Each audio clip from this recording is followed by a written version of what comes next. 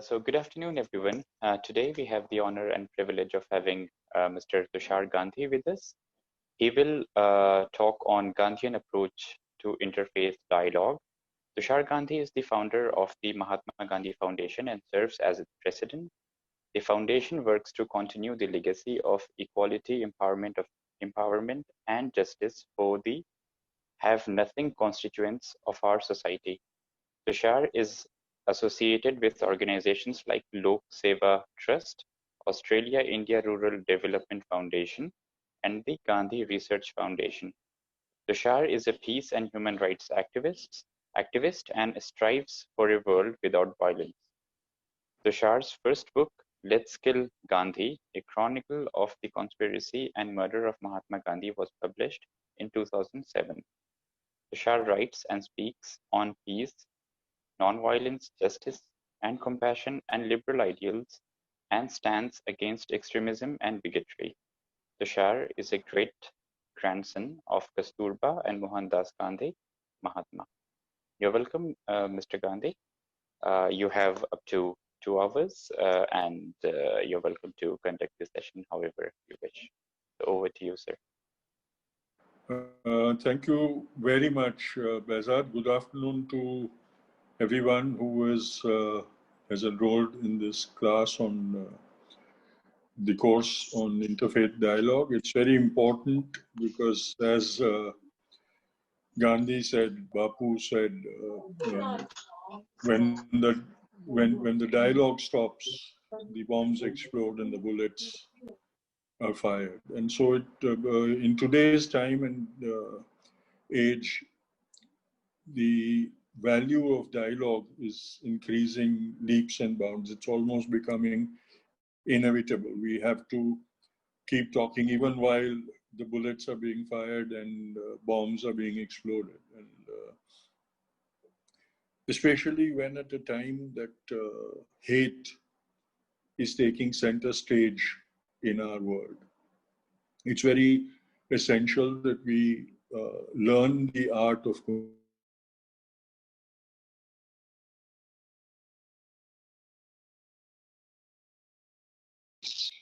dialogue, talk, a face-to-face exchange of ideas, and a dialogue based on understanding and respect.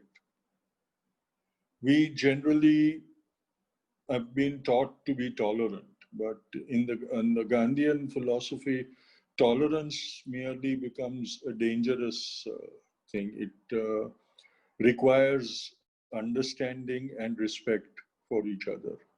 And so we must learn to respect each other, and the respect has to be born through understanding of each other. And at the present moment, we need interfaith understanding. And unless we can understand each other's differences and respect them, we are not going to be able to have a dialogue. If you look at Gandhi's activist role, then you will realize that Bapu, before he resorted to the activist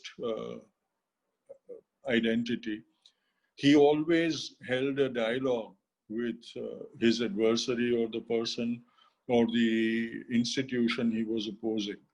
He never ever launched his agitation without initially trying for a dialogue for whatever he stood for. And that is what is very essential even today. When we talk about dialogue, the dialogue must happen after clear understanding of each other. And only if we understand the other, then can we respect that other. But for that, we must also have the attitude of respecting the differences within us. We cannot hope to have a healthy dialogue if we do not accept the fact that people have the right to be different.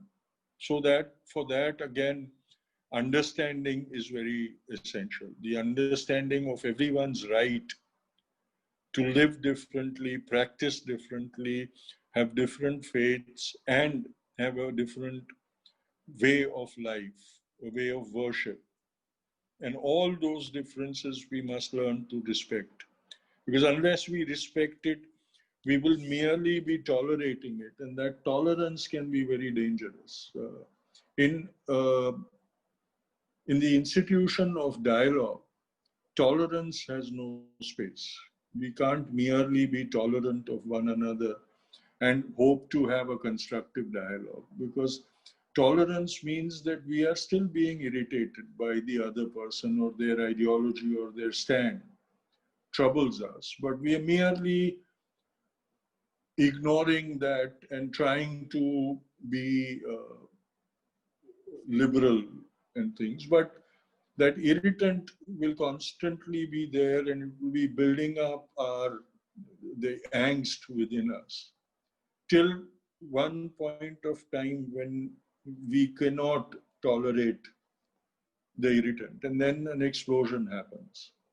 And so merely tolerance in a situation of dialogue will not lead to a constructive solution or coming to an understanding of each other. For that to happen, we have to respect our differences and accept our differences, not just merely respect our differences, but accept those differences also. And when we live by that philosophy, then we become really become the practitioners of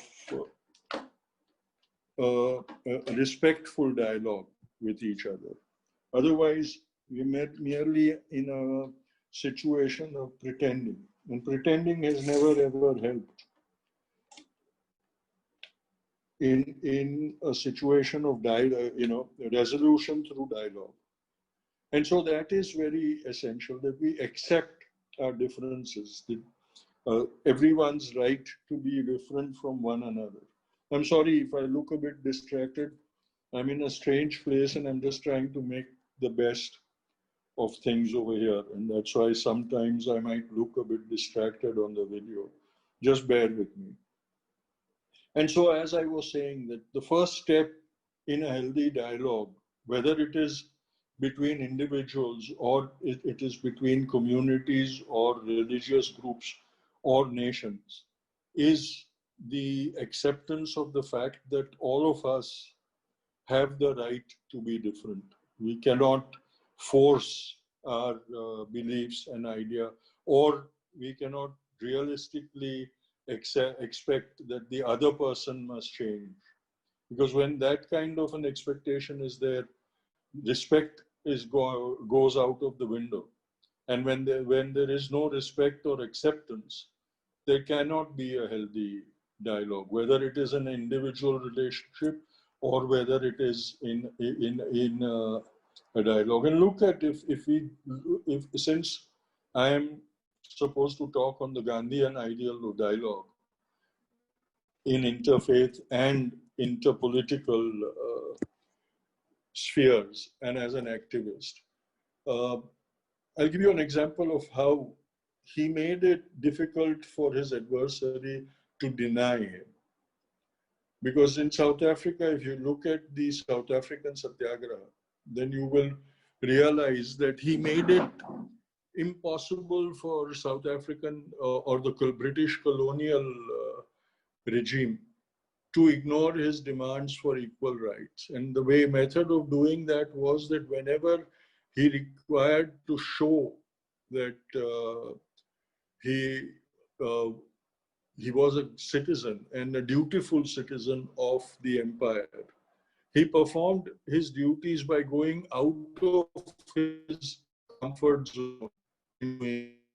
While he was agitating against the colonial powers for equal rights for his countrymen and people, he, at the time of the war, he volunteered to provide first aid and evacuation services for the soldiers.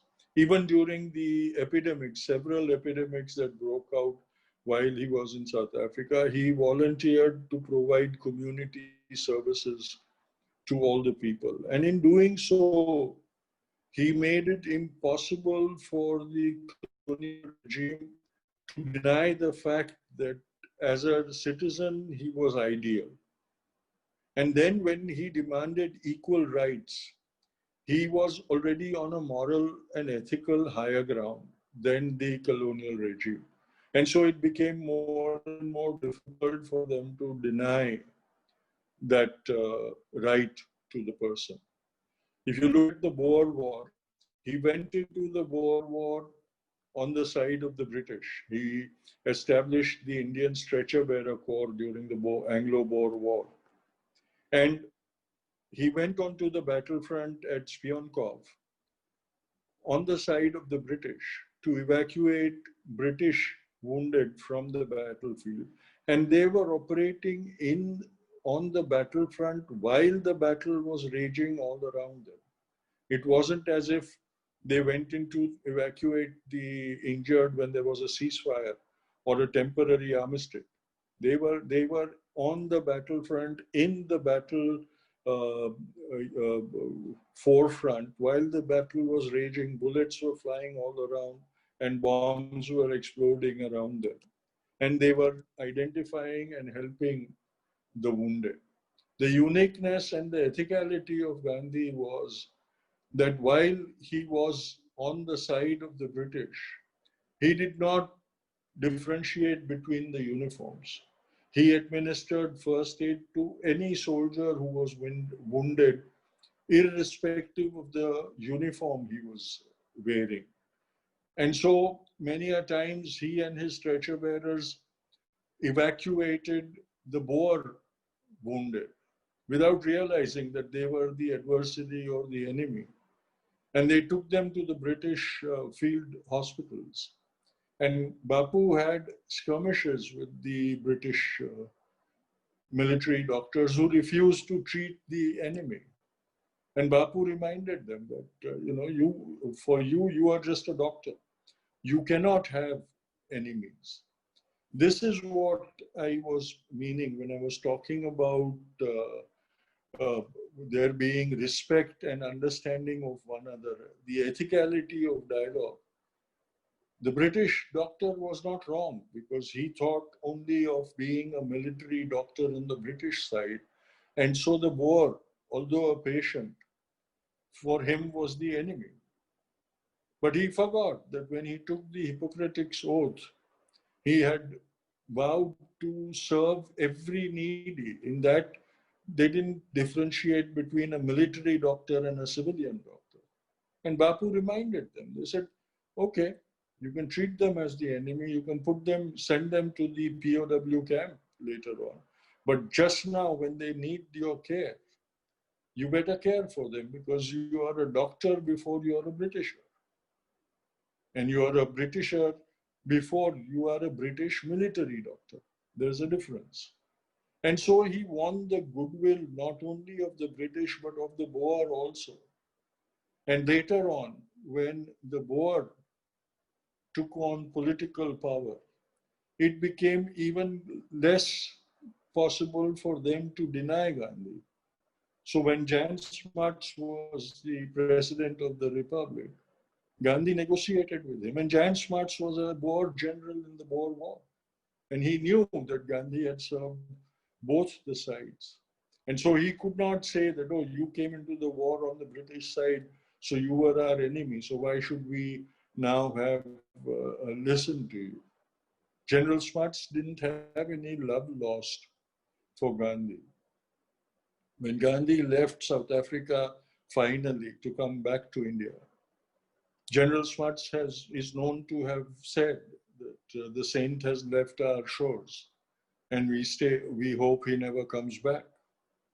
But at the time of Gandhi's death, the same man sent back the sandals that Gandhi had made for him, handmade for him in the prison, where he was imprisoned for the Satyagraha in South Africa, and presented them to Jan Smuts as a token of his friendship for Jan Smuts.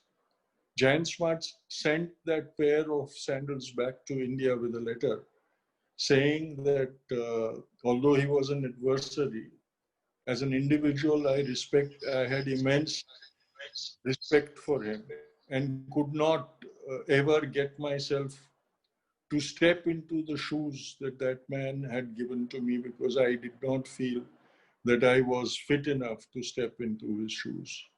And so I return his shoes with my respect and admiration. This is the power of ethical dialogue. This is how we win over adversaries, when we talk to them. And this is how we can achieve positive dialogue, where at the end of that dialogue, when there is a resolution of the conflict, there is no us and them left.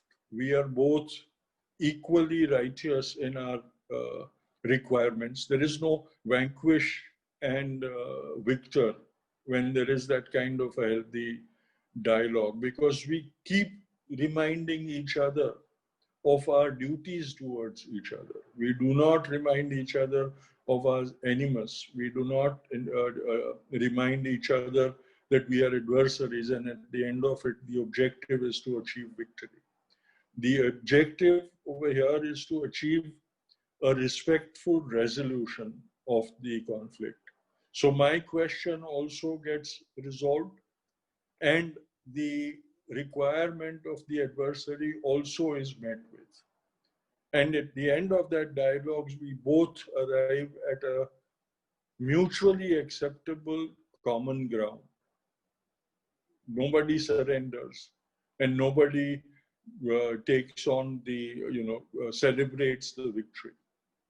At the end of it, they both believe that they were responsible for that victory. And that was what happened with the British when finally we won independence. Even now, today, the British can say that, they were kind enough to grant us independence, because at that point of time, we gave them that kind of an honorable exit from India without making them realize that we had trounced them completely and they were helpless. They could not do anything. They had to leave.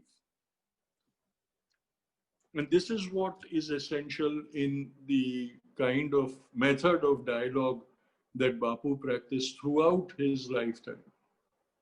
He is criticized by a lot of people because they believe that if he could defeat the British and get us freedom, he could have saved the revolutionary Bhagat Singh. And there's a lot of criticism that happens for that, because at that time when Bhagat Singh was hanged, Bapu was in negotiations with the Viceroy of that time, Lord Irwin. And everybody thought that if he had, and they had come to an agreement, and the Gandhi-Irwin Pact was signed at that point of time. And everybody thought that if Gandhi had brought in a pardon for Bhagat Singh as a part of the understanding between the British for signing the accord, the British would have forced to have pardoned or been lenient with Bhagat Singh. But once again, Gandhi's ethics came into the picture. And although he made appeals to Lord Irwin to be lenient with Bhagat Singh and his fellow revolutionaries, and pleaded not once but 4 times in writing with Lord Irwin to grant Bhagat Singh a less severe punishment and to actually request Lord Irwin to cancel the death penalty and do anything else, maybe transportation for life, but not the death penalty. But he refused to twist the arms because the negotiations had happened and they had both arrived at a resolution. And he said, if now I use my ability to twist his arms, it will be unethical. It will not be right on my part. So I must plead and request him for leniency to these boys, but I cannot make it as a fresh demand to signing the treaty. This is also very essential because what Bapu did is very unpopular, and people believe that it wasn't right of him to do that. But if you look at it from the ethical point of view, when you have arrived at a understanding after long-term negotiations, suddenly bringing in a new clause is ethically not right. In a dialogue, to become constructive has to be very ethically pure. And if we are not able to do that, then the result that we will get of that, from that, maybe we could be victorious by twisting our opponent's hand or taking advantage of their weaknesses or requirements at that point of time. For a time being, we may feel that we are victorious. But that victory will never be ethically sound. And what is not achieved by ethical means will be corrupted in its inception itself. And that is what happened when we got independence, because the demand for partition was put in at a very late stage. And at that point of time, both the parties started negotiating for their own advantage and benefit. And so the atmosphere became vitiated. And instead of a healthy parting of ways, we allowed the British to play games because they realized that they had two parties who were not willing to listen to each other. And so they started mediating between the two parties. And both the parties in that drama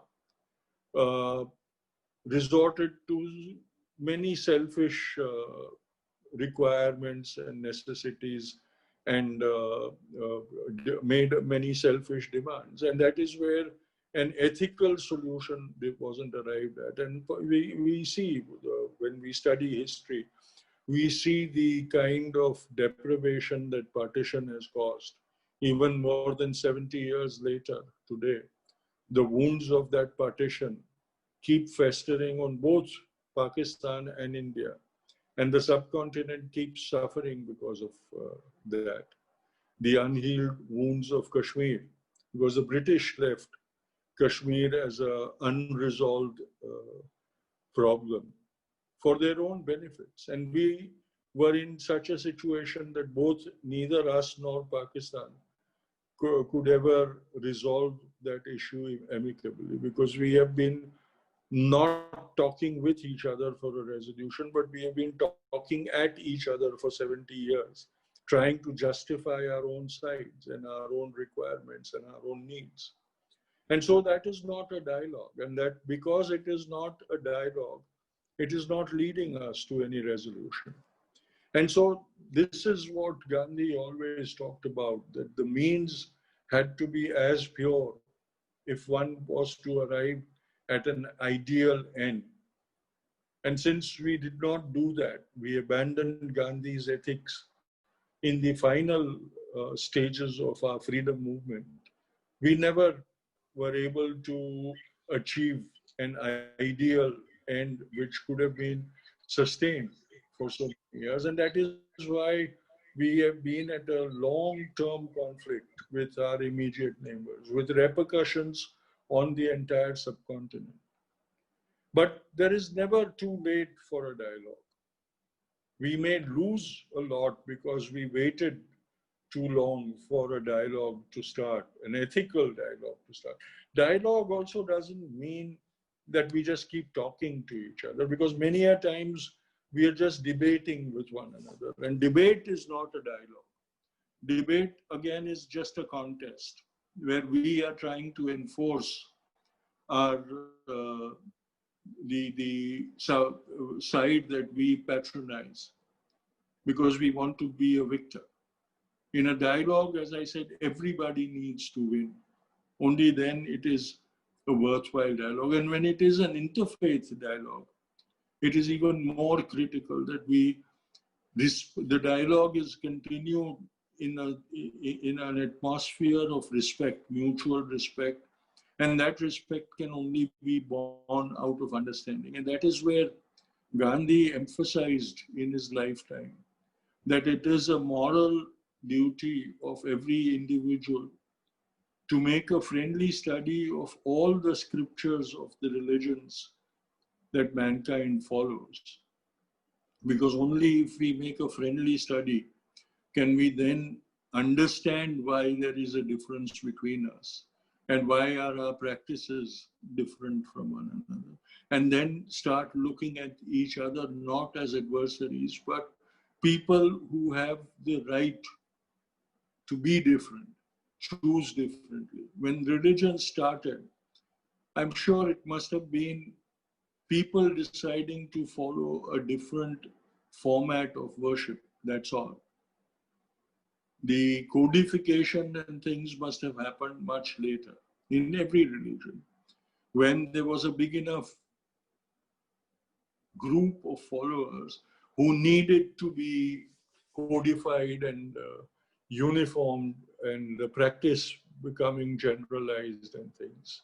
It couldn't have been from day one, because initially it would have been just a practice, a religious practice. The understanding would have taken a long time to happen in every religion. And that is where you cannot really find the origins of religions. You may find the calendar date when the religion started, but it's very difficult to actually find when the seeds were sown, because the seeds would be sown when the idea of that religious practice would have arisen in the person who was either a prophet or who was treated as a god.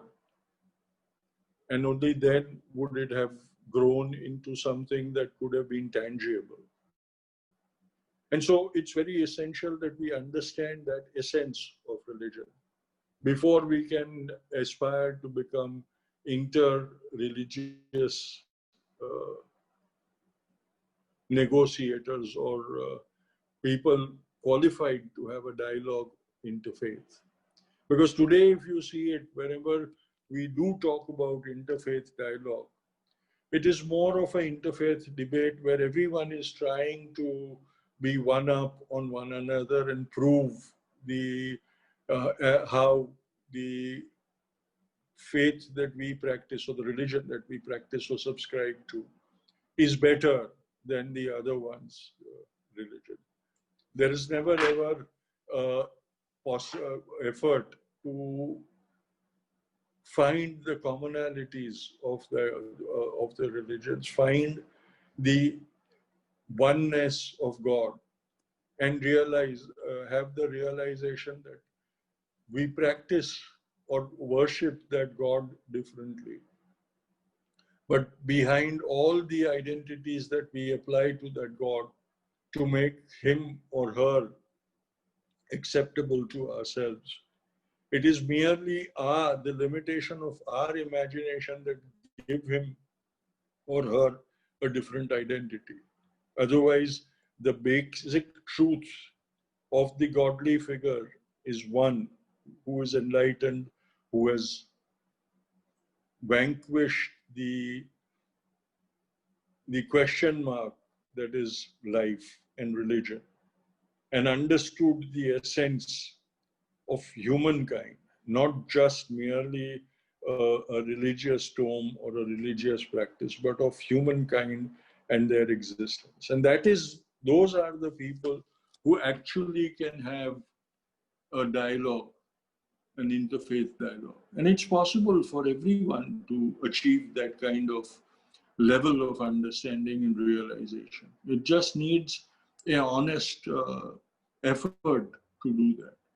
And that is where, when you, as students of the process of dialogue, study the science of dialogue, you must also look at it as the art of practicing dialogue, whether it is in an individual corporate negotiation, whether it's in a crisis situation, when it is in a conflict situation, wherever there is a requirement for dialogue.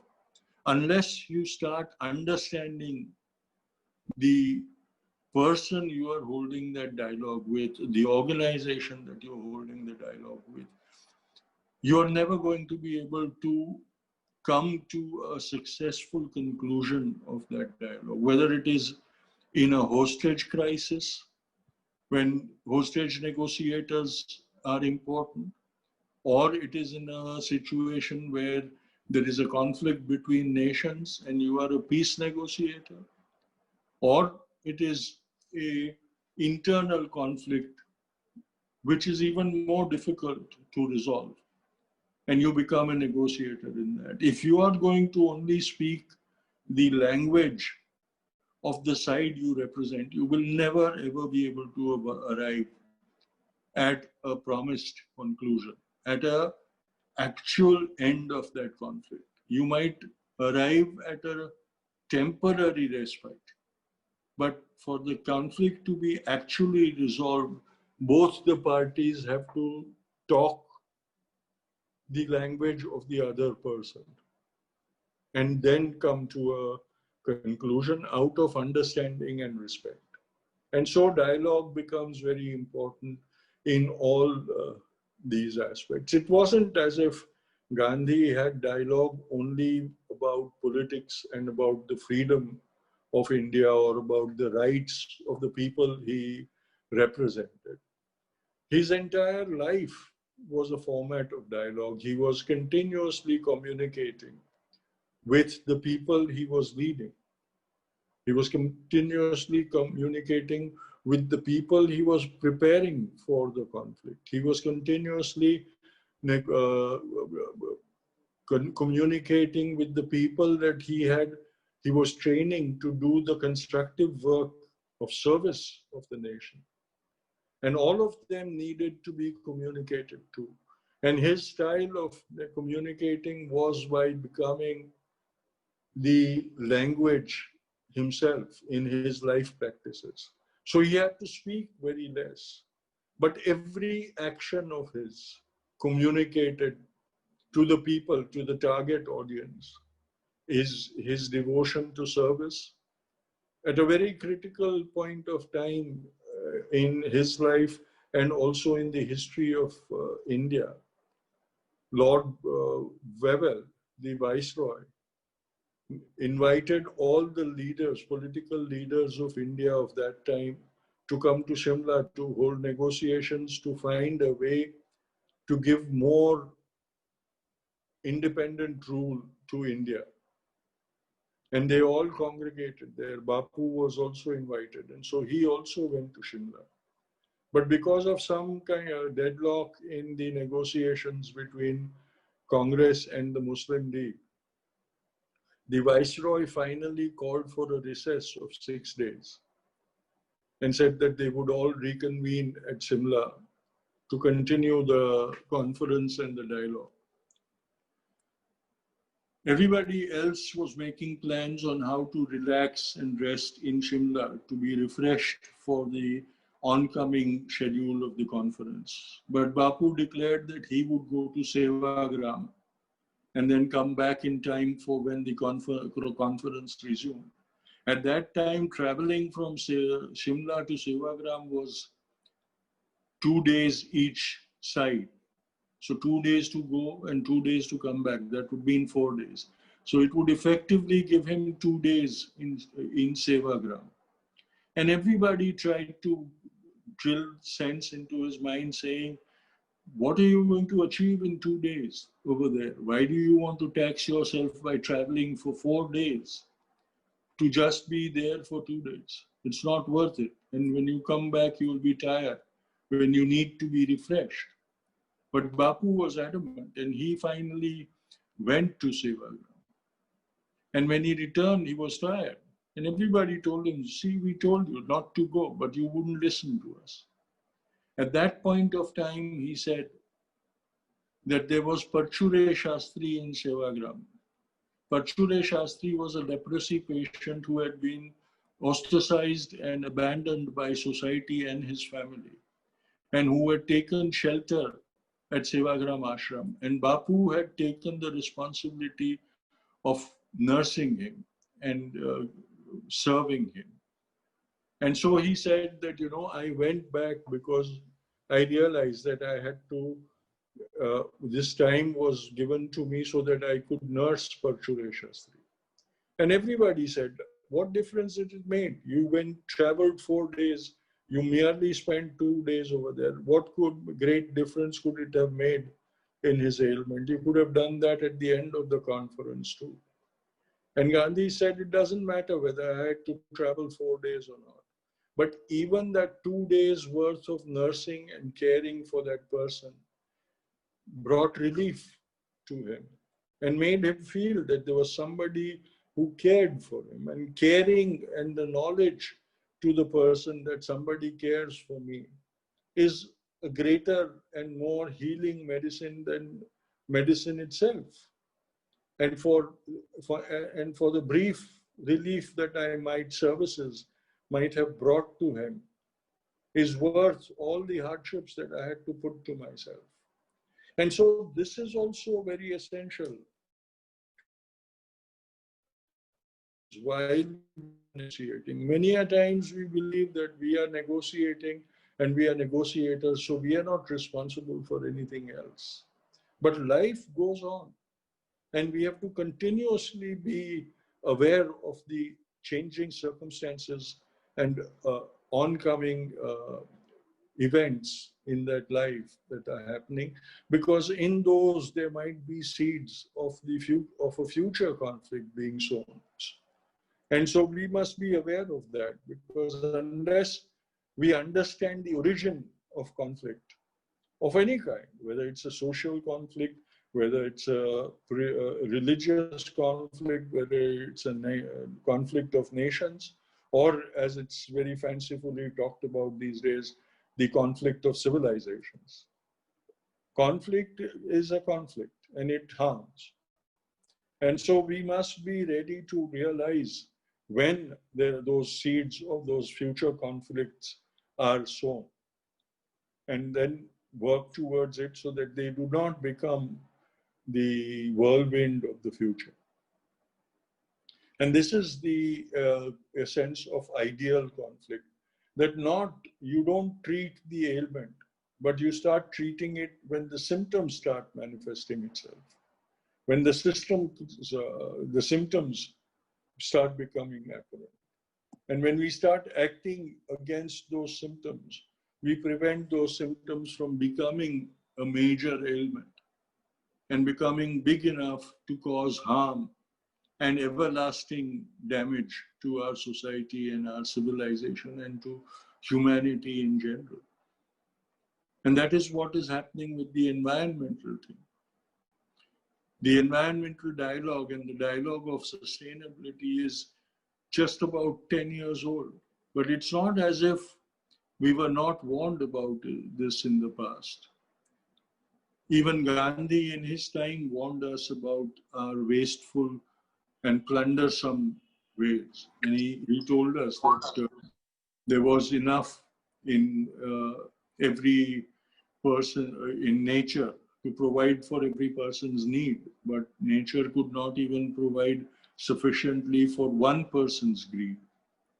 This was at a time when everybody thought that nature was meant to be plundered. And never, no matter how much plunder we do, we will never ever be able to finish the bounty of nature. But look what happened. It just took 2 generations to plunder the nature in such a way that today sustainability has become the major issue for all of us. And it is because we have succumbed to our greed. And in that greed, we refuse to see the danger that we were sowing for ourselves, because we did not speak about it. Because even today, there are people who would try to brush it under the carpet, saying that, no, this is all humbug. There's no global warming. There's no climate change. There's no violence against nature. It's all hunky-dory and fine. There's no ozone hole. There's no depleted ozone layer. There's nothing of that sort. That denial is trying to fool themselves. from the horrors that they have themselves committed. And it is because that ignorance is because people who are aware of the significance of all these events that are taking place have refused to speak in the terms of the common people, in the language that the common people will understand. Because scientific data and scientific knowledge are very difficult to interpret. And that is where a successful or masterful communicator becomes very important and essential. And we must all remember this, that we are all as responsible. It's not an environmentalist's issue. If I am an activist for peace, I must also be aware that peace is with everything. Every living thing has to coexist peacefully.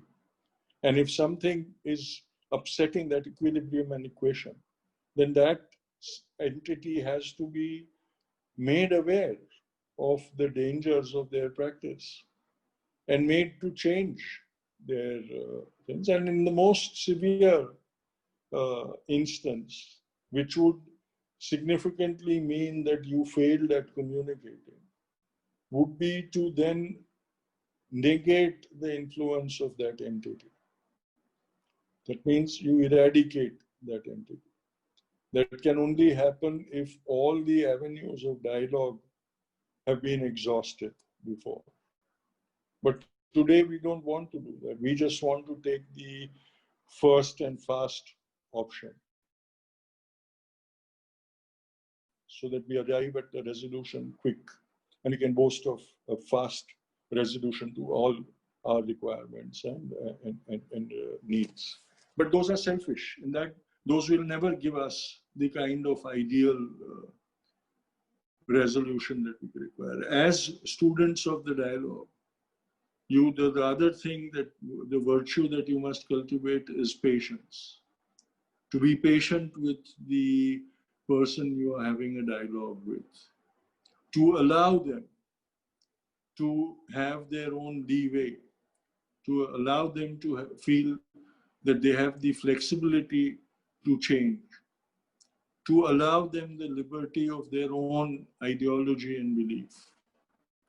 While you don't lose the focus on your objective, the objective with which you have started that dialogue, you also are flexible enough to take a more winding route to arriving at that destination of the resolution. That is the ideal method of conducting a dialogue. Not something that you do in a rush, not something that you want to do in a speedy and fast manner because you have more important things or more interesting things lined up to do. A dialogue has to be incredibly patient. Look at the freedom movement of India. The freedom movement led by Gandhi itself spanned 3 decades before we got our freedom. And to continue a struggle for 3 decades is not a mean feat. And it could be continued for that long because the insistence was on nonviolence. The insistence was to shun violence of all kinds. And that is where in 1920, when Gandhi launched the non-cooperation movement, one small instance of violence in a small village in northeastern Uttar Pradesh called Chauri Chaura, a bunch of satyagrahis were beaten up by the local police unit. And so all the protesting satyagrahis of that village got and chased the policemen, and the policemen barricaded themselves in their small little police station. To smoke them out, the mob set the police station on fire. And when the policemen stumbled out to catch their breath and escape being roasted alive, the mob lynched them and killed them and tossed them into the fire. It was a very small incident, in a nationwide agitation, which was spontaneously nationwide. A small little village in UP really did not matter. But to Gandhi, everything mattered. The breach of one's ethics, the breach of the code by which that agitation was to be practiced had been breached, and that was not acceptable to him. And while all of his subordinates and colleagues advised against it, Gandhi went on a fast to call off that agitation. Many people feel that it was British were on the verge of capitulating at that point of time. And Gandhi gave them a respite by withdrawing the agitation. But if you look at it, it is the most shining example of ethics. Gandhi had declared that he was going to lead a nonviolent agitation. And as a nonviolent purist, even one killing was unacceptable for him. It was as unacceptable as 100,000 people killed. And that is where, when he saw that he had lost control over all the people, and that some of them, just some of them, had for an instant or for a short period of time, behaved in an uncontrolled manner, in an unethical manner, in a manner where they themselves had lost control over their own self. He realized the danger that that kind of an attitude would pose to future India, even if we were to be independent as a result of that action. And so he went on a fast unto death to stop that agitation in its tracks. His colleagues were not happy about it. More people in India were not happy about it because they had all assumed that the British would capitulate and grant them, if not complete freedom, home rule to a large extent. And they just thought that by declaring an armistice and a stop to the satyagraha, Gandhi had played into British hands.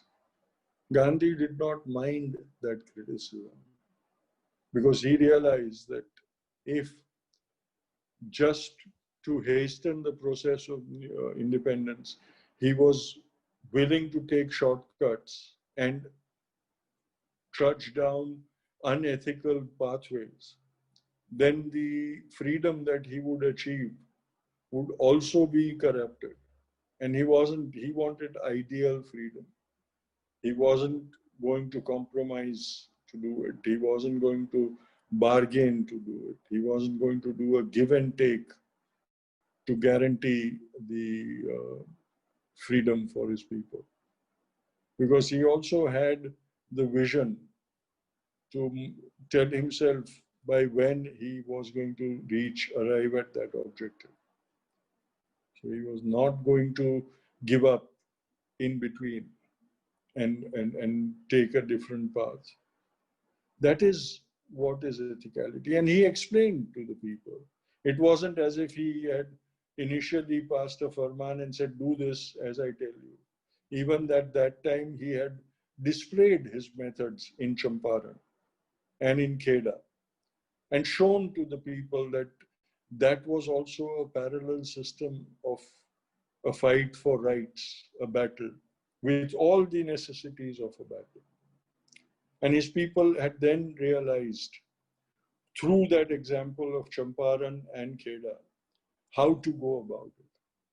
The only thing that marred the first non-cooperation movement was that it slipped out of control because of its far and wide reach. Nobody had believed that it would catch the fancy of people in such small and remote villages also. So its strength became its weakness and its cause of destruction. And that is the example that the practitioners of dialogue must always remember. To understand when that dialogue was in danger of being misinterpreted, and misunderstood. And that is where the other quality that Gandhi brought into dialogue became very important. He spoke unambiguously. His proponent or opponent was never in the doubt of what Gandhi was saying. He never suspected that, although Gandhi is saying this, he's meaning something totally different. He said exactly what he believed in. He never minced word, even during the riots post-partition. Many a times he was criticized, saying that you have been uncharacteristically severe on the Muslim League, and they might get antagonistic by what you're saying. And he said, I don't mind. But at this point of time, it is very essential that we spoke the blunt truth, not to slight somebody, but for the realization to dawn that a mistake had been made, but a genuine effort is also being made to replace or repair that mistake, and that we are responsible for all our actions. This is what is very essential for all of us to understand while we are engaged in the process of dialogue. Admitting our mistakes when we make those mistakes, and not just merely admitting those mistakes, but ensuring that we convey sincere remorse for those mistakes by the practice of making a concerted effort never to repeat those mistakes, and giving the assurance to the person that we will not be making the same kind of mistake, leading to the sense of betrayal that that person feels by our actions, and which causes distrust towards us. The objective of a dialoguer has to create trust and faith, and the belief that we are moving towards the common goal and not at divergence towards our own selfish objectives. This is the strength of an ideal dialoguer that we all must achieve before we can become components of dialogue, the components of being communicators. Look at the amount of words that Gandhi churned out, both spoken word and written word.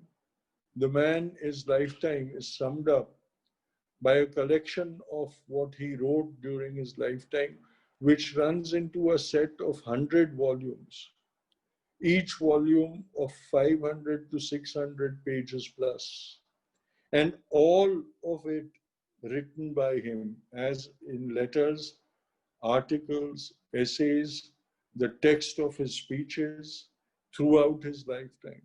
Just imagine the volume of communications that that man created. And then you will understand why he was so successful in his ability to communicate. Because he did not require two different languages to speak in while he was addressing two desperately different groups of people. The uneducated, rural populace of Bihar and Champaran and Bengal and the South Indias, and the Western educated, highly qualified urban elite. He spoke to both of them in the same language at the same time. He did not have different speeches for different listening groups. He did not differentiate between them. And then remember how expert a communicator you would have to be, where a simple meaning could be understood by a person of limited intellectual abilities. And the same clear meaning was interpreted by a thinker, a qualified thinker, an idealist, a philosopher. Gandhi did not need to speak to the two disparate groups in two different languages or at two different times. the same speech was understood according to their abilities by both the groups. And they never ever felt that they had misinterpreted Gandhi. No, he did not give them a chance to ever feel that they could have misinterpreted him, because his meaning was crystal clear. There was no ambiguity in what he meant, what he expected. And so he would lay down the practice, the method, and the ideal all together in a very self-explanatory manner. And for a dialoguer, that becomes very essential, that we understand the power of simplicity, the ability of simplicity, and the effectiveness of simplicity, and keep our language simple. Many a times we like to use very scholastic languages because we want to impress people on our scholarly abilities. But remember one thing, that true scholars always speak in the most simple terms, where we don't have to rush to pick up a dictionary to find out the meaning of the word used by somebody who's communicating with us.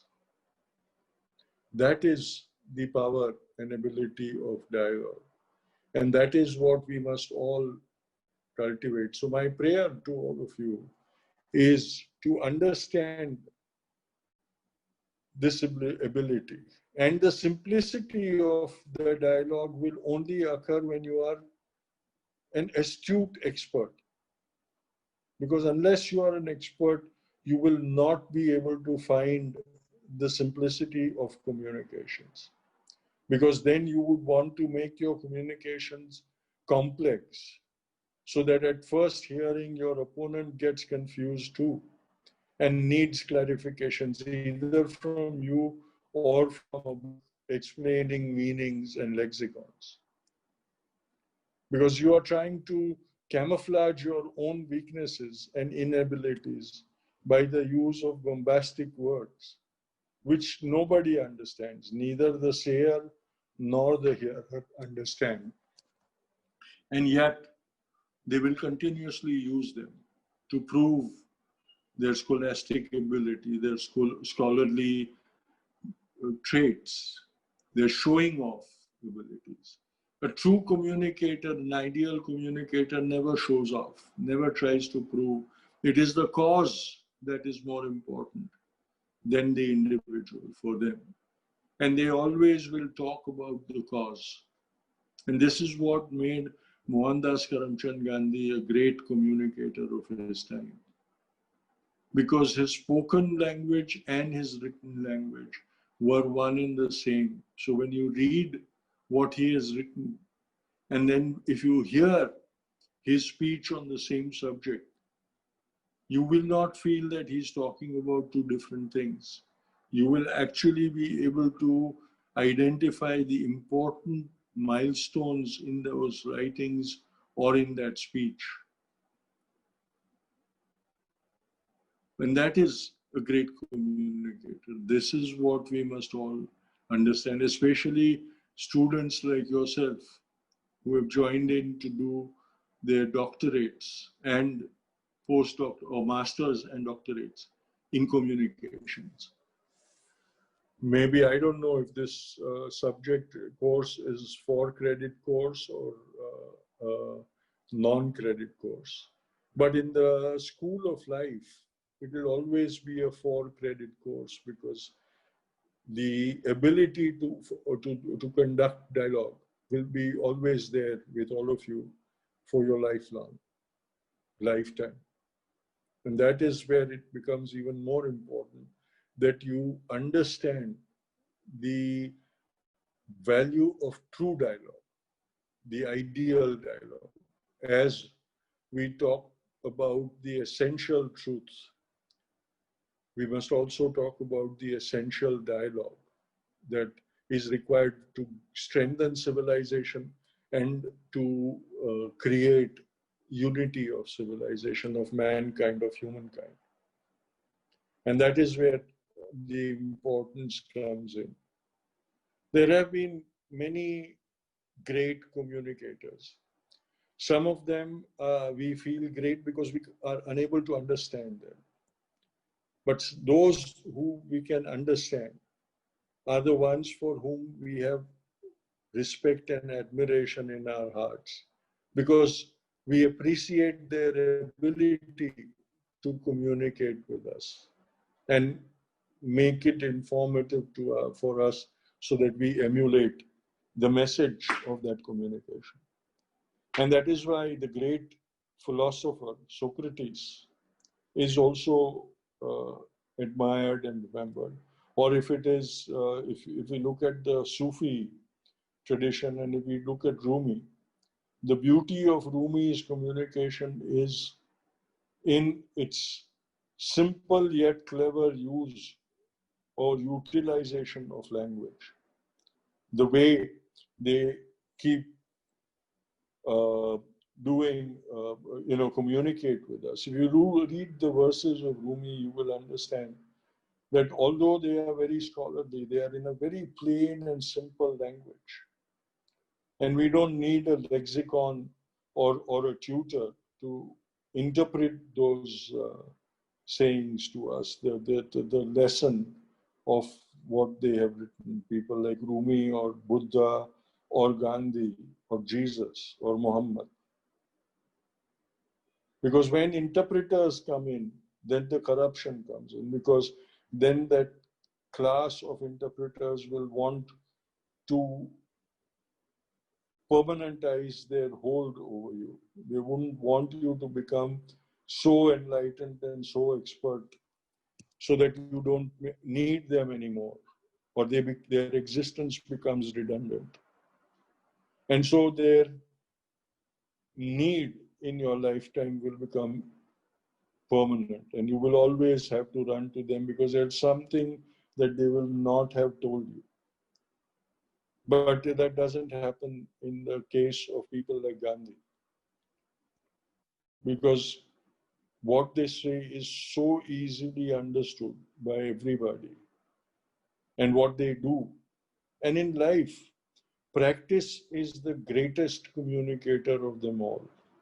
When you start practicing what you want to inspire people by, then that practice is going to inspire much more than thousands of speeches delivered by the communicator. Because the practice has a language of communication of its own.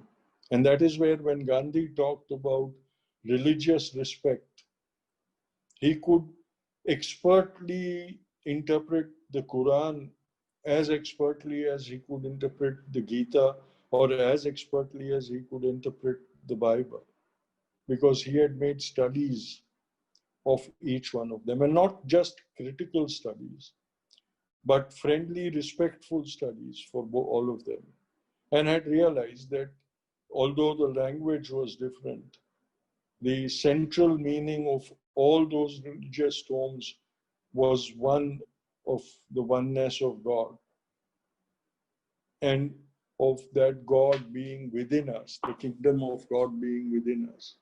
And that is how he interpreted God, religion, and religious practices. And that is where, when he talked about the Quran, he sounded much more convincing, because he practicalized in day-to-day life terms what was written in those ayats, in the Quran or in the Bible or in the Gita.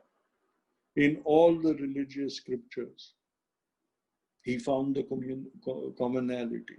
And today, that is the most essential thing for us to do. In this hate-filled world, you see what is happening in hate is being countered by hate.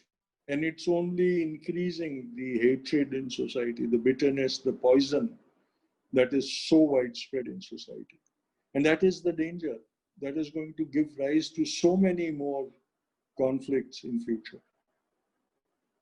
And that is where it is very required that we find the ideal method of having a dialogue born out of respect for one another, a dialogue that accepts our differences and different practices, a dialogue that does not require preconditions of subscribing to some ideology or adopting or accepting some ideologies that we don't practice ourselves. A dialogue must happen. It's very critical that today that kind of dialogue happens within the faiths of the world, where we each speak about our own faith, but with the objective of finding the common ground with the other faith. Many a times we make that mistake and sort of believe that we have to be able to speak the other person's language. When we do try to do that, we are not faithful to our own belief, and that is where we don't become faithful to the understanding of the other person's belief too. And that is where at points like this, at times like this, we have to become universalized. We have to understand each other. We have to be compassionate with each other, and we have to be inclusive with each other. Only then can we have a productive dialogue that will be resolving the crisis and not adding fuel to the fire. At the moment, everyone, by their own vested interests, is adding fuel to an already raging inferno. And every day we see that fuel becoming more and more volatile and adding to the intensity of the spread of that inferno of hate. And let's be very sure of the fact that it's an all-consuming inferno. It's not going to differentiate between faiths or practitioners. It's just going to consume everybody. And the only way we can douse that inferno is if we are to start a dialogue, even now, even though it's very late to do that. But in the world of understanding, it's never late. Because we must realize that life is going to be eternal. Nobody has ever been able to finish life or belief or ideology unless the destructive seeds are sown internally and it is destroyed from within.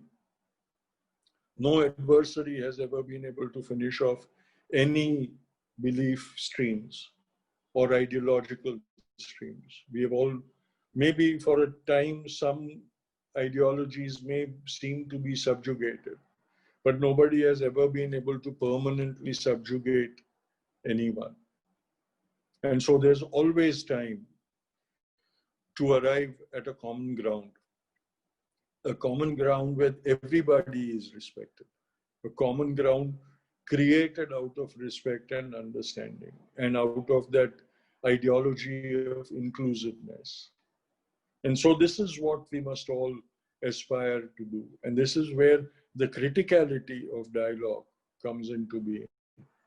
As students of dialogue, please don't spend your time in only learning the theory of dialogue. Please understand the practical use of dialogue in every situation, whether it is in situation of internal family dialogue or in situation that is of religious in kind or national in kind. And do it that way, because that is the requirement of the day. Dialogue today has become very critical in our survival and existence. If dialogue is not initiated, we might be looking at our own destruction, not in a too distant future, but in a very close future that is within our grasp. And maybe it will be the apocalypse conflict that we all dread and have been heard of. But we can ward it off if we practice the ideal theory of dialogue in our practices. We learn the theory and then put it in our practice. So thank you very much for this opportunity to the initiators of this course who are conducting this course, to my friend Behzad and to the In Dialogue Foundation and to the Gandhi Smriti who have partnered with each other to create this course. And my best wishes to all of you, no matter what your objective. At the end of this course, if you can become more humane communicators, you would have achieved much more than a passing grade or a spectacular result would ever do. So thank you very much, and over to the question answer session if you have any questions. I don't know if I matched up to your expectation of being a scholastic speaker, because I can only speak from my heart. My brain doesn't have much to contribute to my dialogue, but my heart contributes to what I say. And so I hope you accept that limitation of mine. Thank you very much, and all the best to all of you. Thank you so much, Mr. Gandhi, for this inspiring talk. As you rightly said, practice is the biggest communicator. So we see that practice, we see that inspiring practice in your life, and you communicated well. Thank you so much for it. Now we open the floor for questions and answers and discussions. So anybody who likes to ask a question, please unmute yourself and ask it. Hello, Tushar sir. I'm Sabiha More from Gandhi Section Bhavan. Hope you are able to place me. You had come to our college and I had invited you to give a talk on Gandhian philosophy some couple of years back. If you are able to put me, I'm same, and I've been professor all my life, but being a student, a teacher also from Gandhi Section, learning never seems to get satisfied. So after 30 years of teaching, I have come back here as a part of student here learning. And sometime I told back that when I started as a teacher in Gandhi Section Bhavan, I did not like Gandhi one bit. When when the management, Vajubai and Leelaben told me that you have to read Experiments with Truth, the day I came, they handed over to me. I thought I'm doomed for life. You know, the first day you come to college and you have been asked to read my Experiments with Truth, as if truth is going to triumph. Ever it has, will it be? That was my question.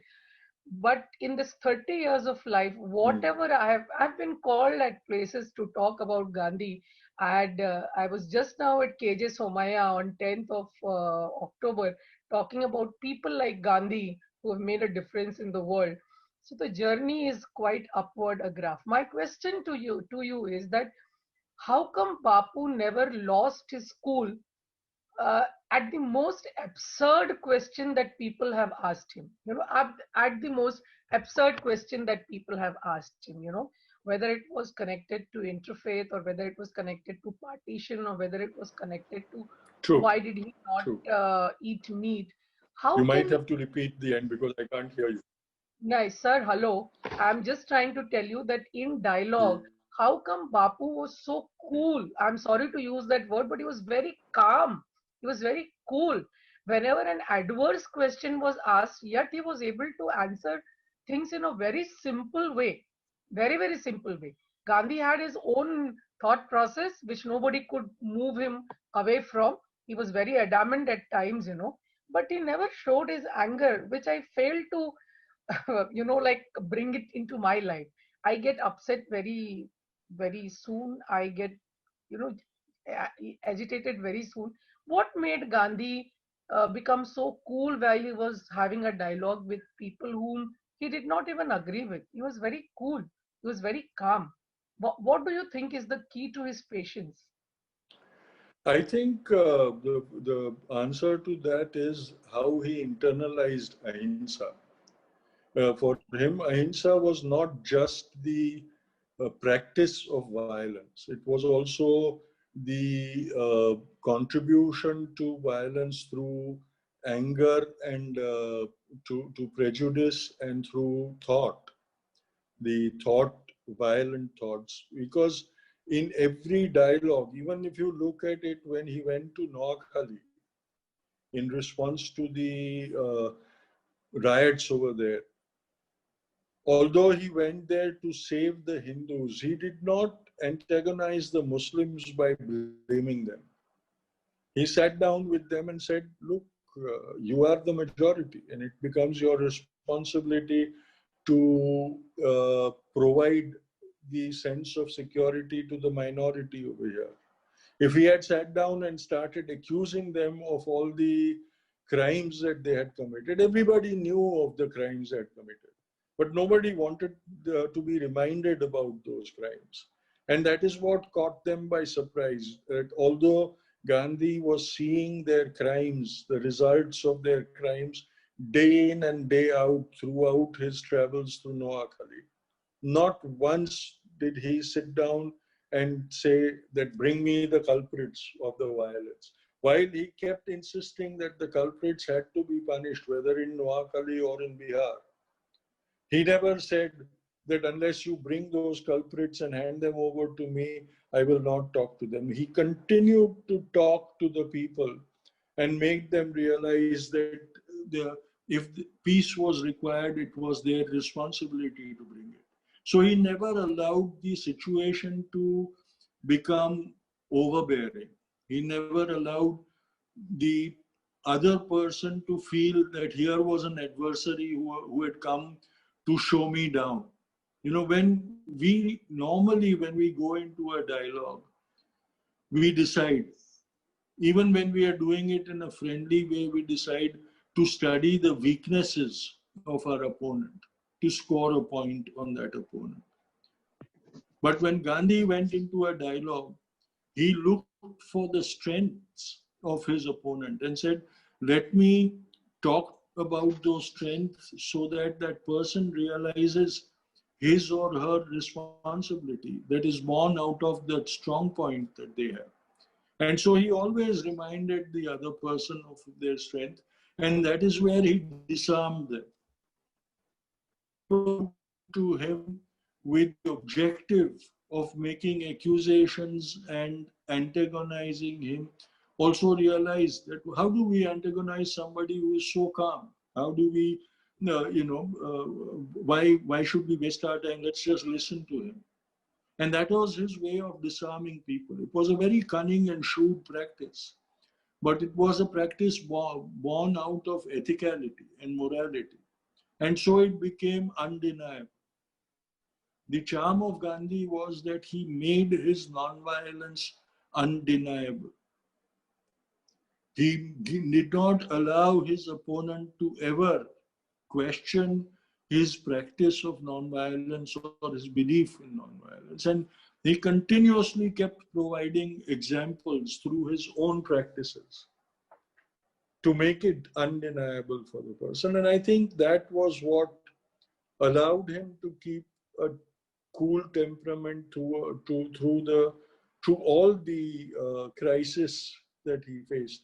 I have heard, on 20th January, when the plan to murder him was to happen originally, when a bomb was exploded in his prayer meeting. And those prayer meetings post-independence were all recorded by All India Radio. And so I have heard to all the lectures that he delivered post his prayers in the month of January 1948. And I have heard the recording of the prayer meeting on the 20th, when the bomb explodes. And you hear the bomb exploding as Gandhi is talking. And although you realize that he is a bit flustered by what has happened, but he has also realized that if he shows panic at that point of time, it will be difficult to control the audience who was there to listen to him. And immediately after the explosion of the bomb in the recording, you hear him calming down the people and telling them, don't bother, don't get panic. Nothing unusual has happened. It's just some accident that has happened, and it has nothing of no consequence to us. And within a matter of few moments, he calms down his whole audience. And that is the calmness that was infectious. The people heard the calmness in his voice. They saw the calmness in his behavior. And they realized that there was no occasion for panic or anxiety. And so that calmness became infectious. And that was how he also dealt with his opponents, that he disarmed them by his own sincerity and his own calm attitude, and did not allow them to become antagonistic beyond a point. And at every point of time when they tried to provoke him, he made that provocation sound insignificant and brushed it off. And so the person also felt bewildered. They didn't know what to do with him. And finally, they capitulated to him. That is what dialogue is all about. Making your opponent capitulate without the realization that they have capitulated to you. That is the most successful communicator there can be ever. Thank you very much, sir. Thank you. You're most welcome. Anybody else?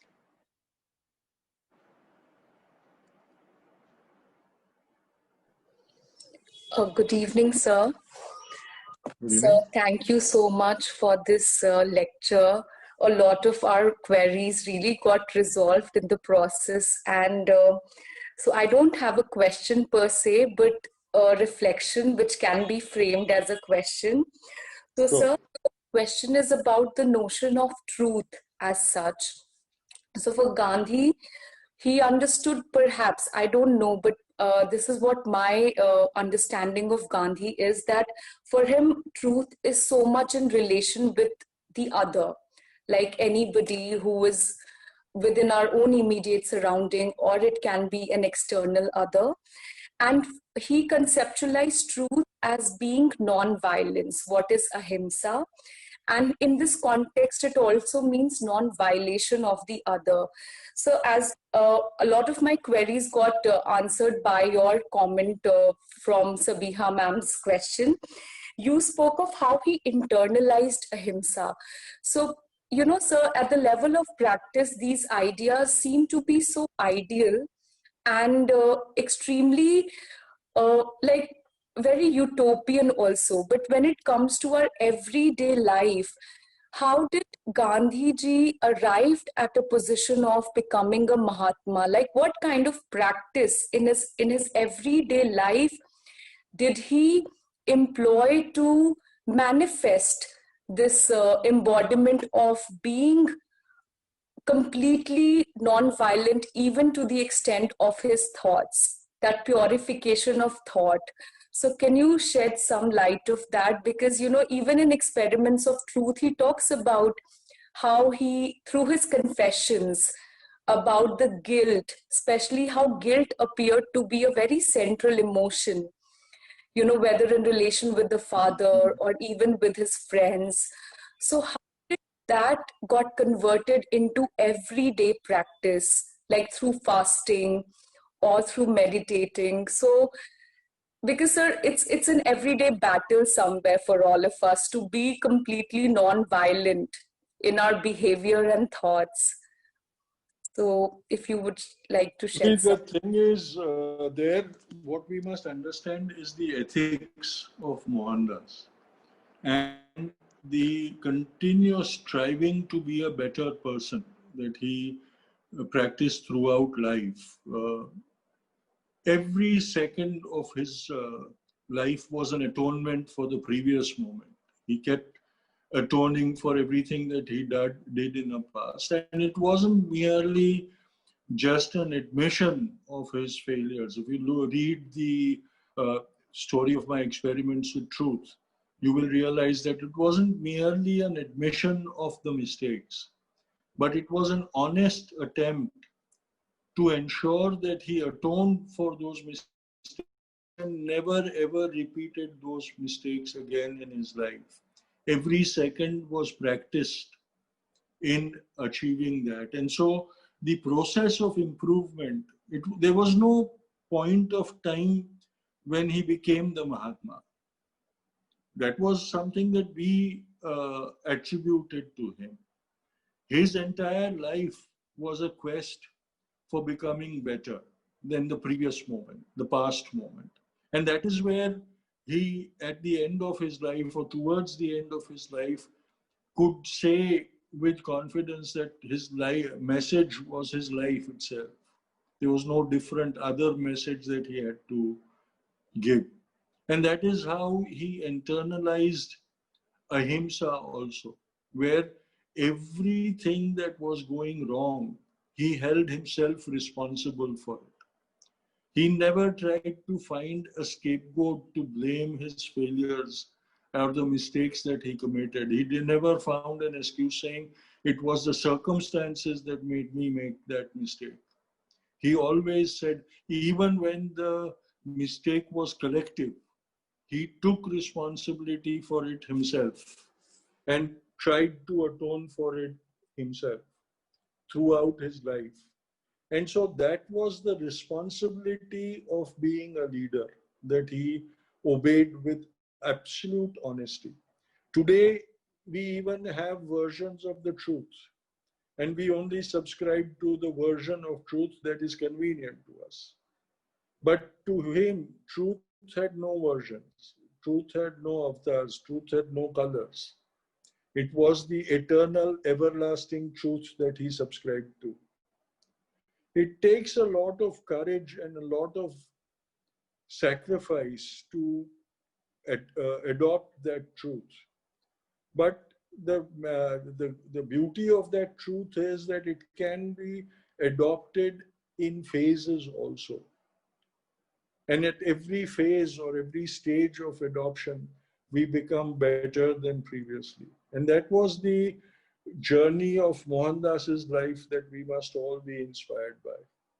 And that is where I always never talk about the Mahatma. I always talk about Mohandas, because my objective is to, at the end of it, give you the belief that that Mohandas exists within yourself also. And just like the original Mohandas, if you strive, you can also walk on the same path to the same objective. And that is what is critical and essential.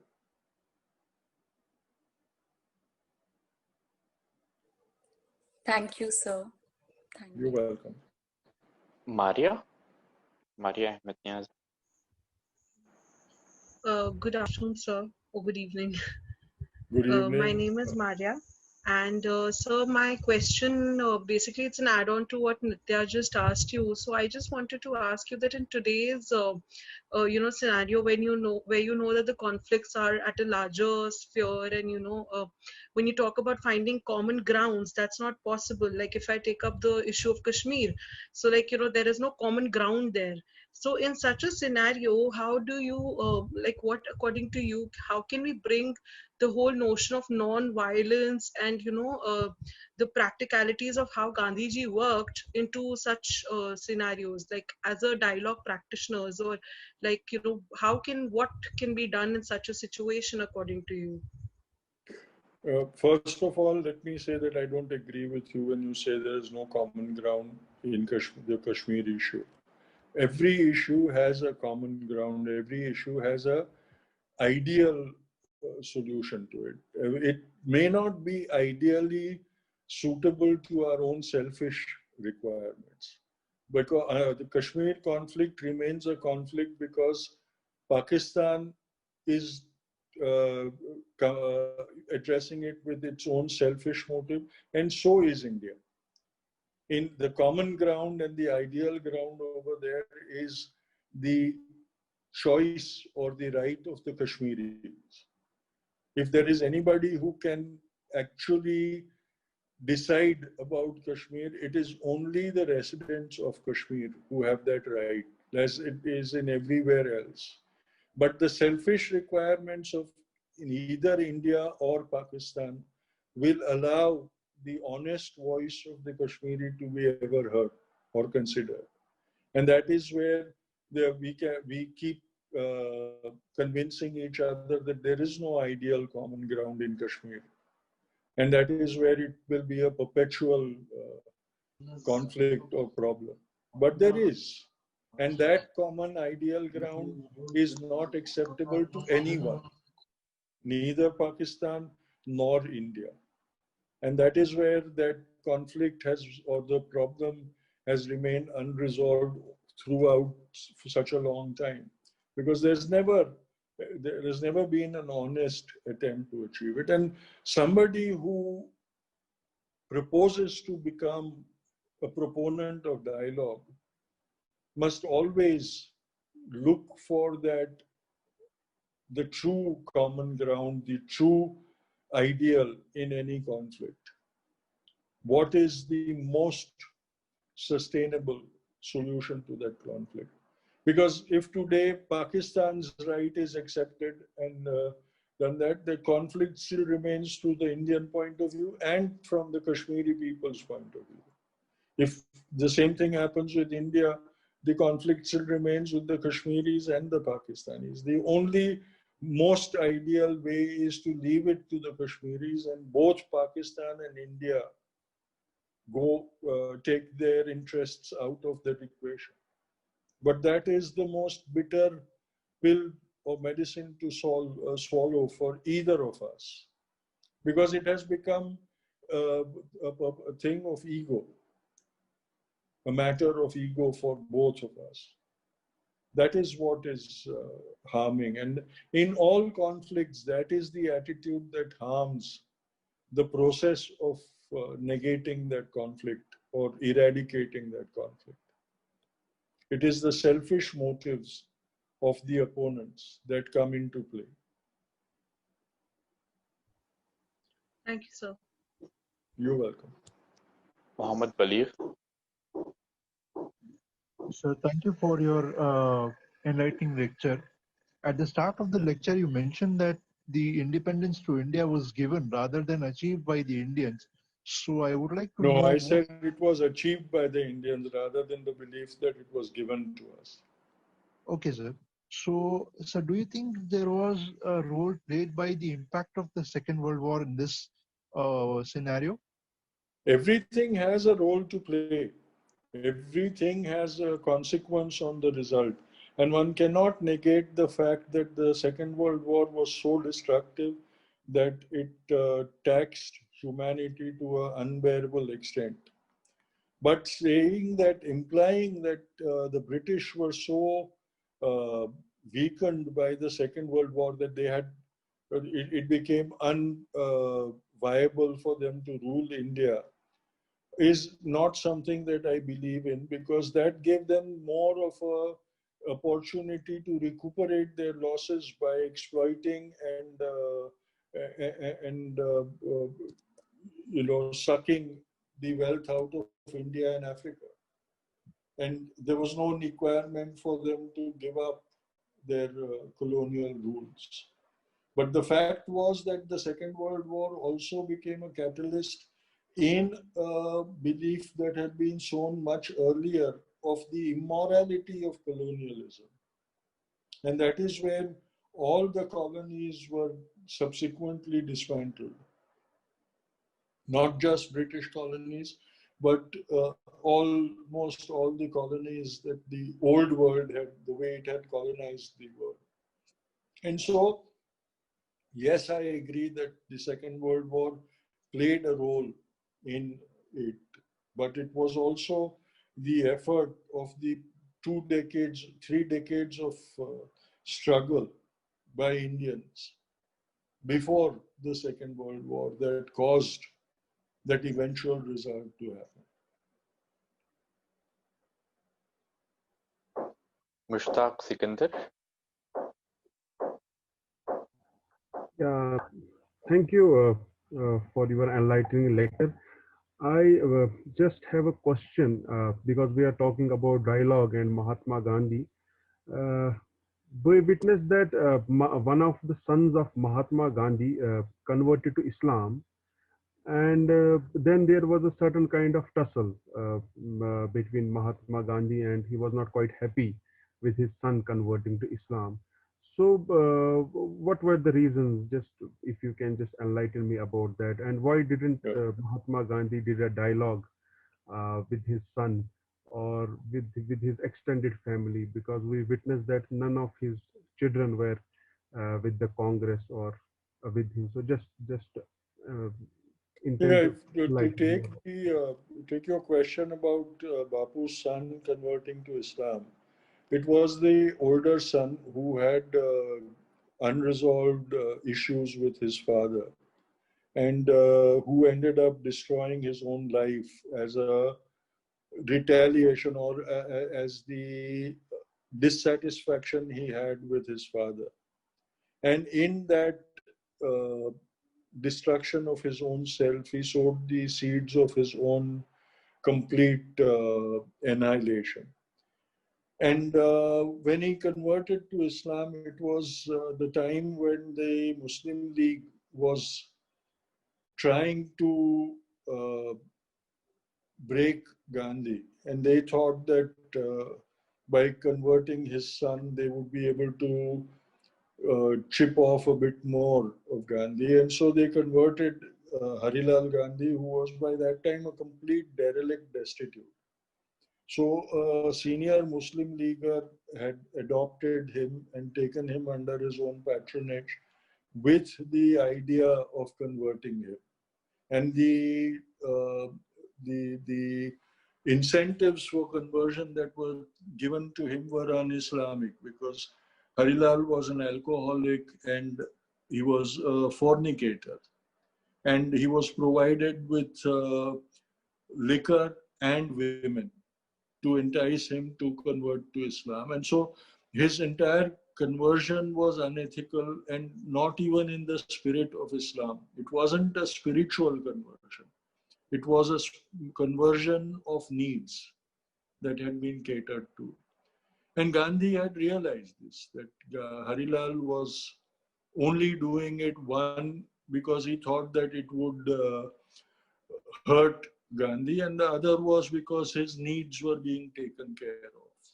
And that is what happened, that after converting Harilal, the leaders of the Muslim League at that time issued statements suggesting to Gandhi that now that his son had chosen the true path, Gandhi should also follow his son and choose the true path. And Gandhi told him that if my son had done it because of the understanding of Islam and the understanding of the tenets of Islam, I would have appreciated that conversion.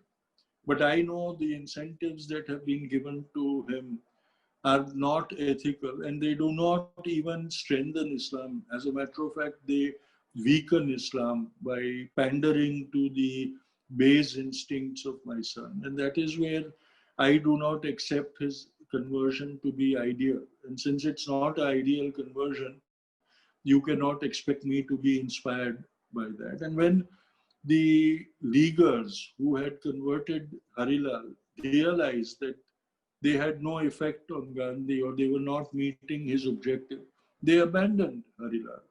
And he became a destitute once again. And then the Arya Samajis got into the act and reconverted him into Hinduism. And that time also they pandered to his need for liquor and women and induced him to become a converted Hindu again once more. And Bapu said that it was as unimportant as his conversion to Islam had been, because it did not strengthen the religious practices or beliefs. And Bapu was, although he did not deny anybody the right to choose religion, believed that one was supposed to be faithful to the religion one was born into, unless that religion proved to be completely unethical and immoral. And only then, through conviction and understanding, if one changed or converted, was that conversion of any relevance. And so he did not believe in these conversions of convenience. And that is where he dismissed his son's conversion.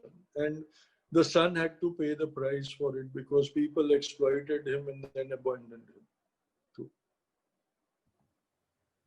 Thank you. Thank you. You're welcome. So, anybody else? Do we have any more questions?